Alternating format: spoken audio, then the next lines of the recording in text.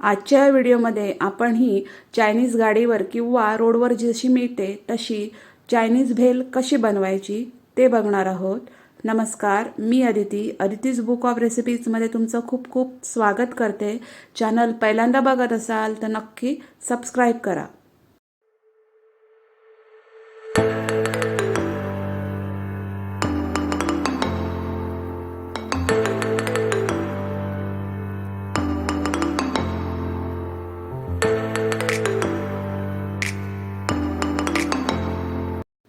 Chinese भेळीसाठी जी चटणी लागते ती आता आपण बनवूया। इथं मी कढईमध्ये 1 चमचा तेल गरम करून घेतलंय आणि त्याच्यामध्ये एक अख्खा लसूण त्याच्या पाकळ्या सोलून तो किसून घेतलाय आणि एक इंच आलं आहे ते पण मी किसून घातलेलं आहे।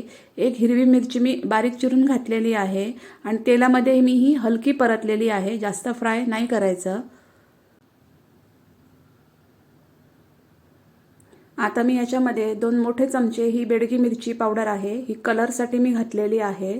तुम्ही याच्याऐवजी काश्मीरी मिरची पावडर किंवा काश्मीरी मिरच्या पाण्यामध्ये भिजवून गरम पाण्यामध्ये एक तास भिजवून त्याची पेस्ट पण वापरू शकता।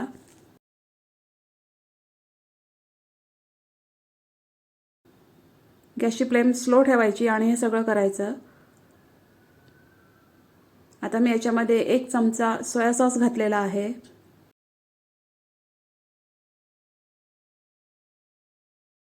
1 चमचा चिली सॉस घातलेला आहे, हा ऑप्शनल आहे।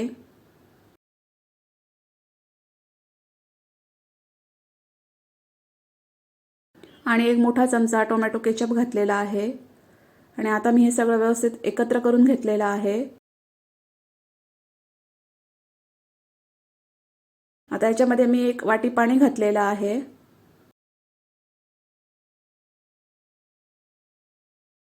आणि हा एक चमचा लिंबाचा रस, याच्याऐवजी तुम्ही व्हिनेगर सुद्धा वापरू शकता। आणि 1 चमचा मी मीठ घातलेला आहे आणि हे मी आता व्यवस्थित एकत्र करून घेतलेलं आहे। एकदम परफेक्ट जर तुम्हाला चायनीज भेळची गाड्यावरच्या चायनीज भेळची टेस्ट हवी असेल तर याच्यामध्ये तुम्ही थोडं अजिनोमोटो किंवा चायनीज सॉल्ट म्हणता ते चिमूटभर घालू शकता।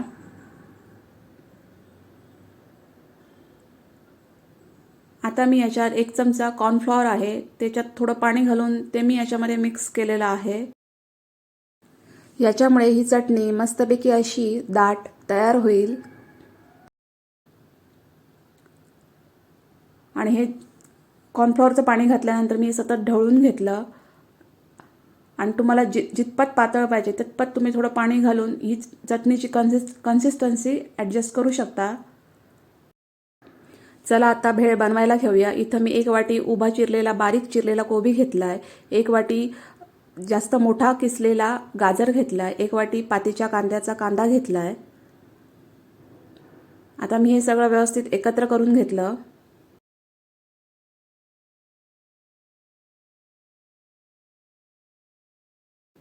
आणि हे आहेत फ्रायड नूडल्स। तर याची मी रेसिपी ऑलरेडी अपलोड केलेली आहे, त्याची लिंक मी तुम्हाला डिस्क्रिप्शन बॉक्समध्ये देईन आणि वरती आय बटनमध्ये सुद्धा देईन। तर ते नूडल्स मी याच्यात घातलेले आहेत।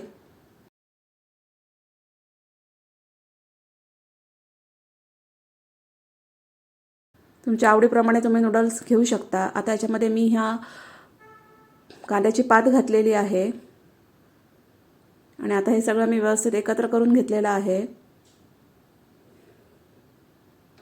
आणि ही जी आपली चटणी आहे ती मी इथं 2 मोठे चमचे चटणी घातलेली आहे